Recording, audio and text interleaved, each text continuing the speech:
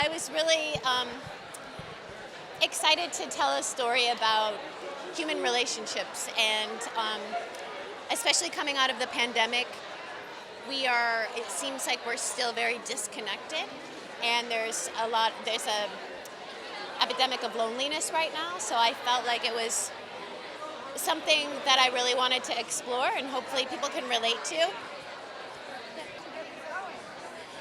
I called and I gently, because our working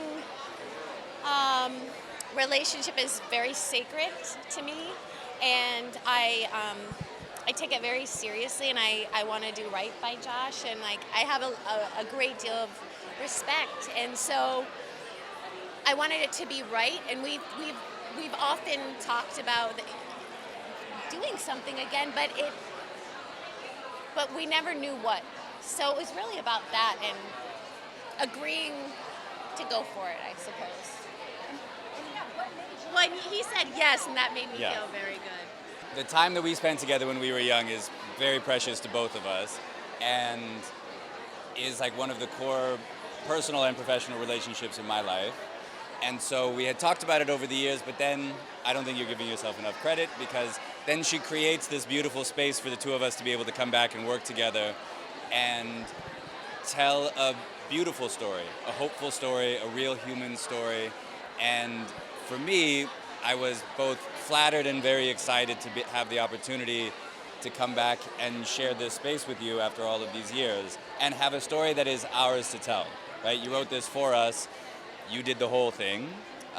So it was magical for me to be able to come back. And you waited for me, which I appreciated. Oh, yeah. Yeah.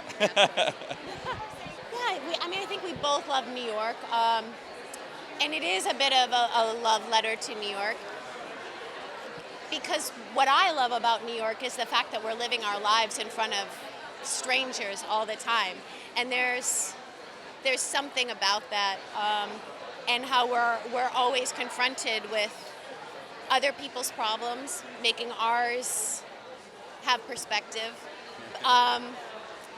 But I also I love New York for the fact that when you're walking down the street, you're hearing a couple break up, and then you're hearing a couple make up, and life is always happening. So capturing that visually is just exciting.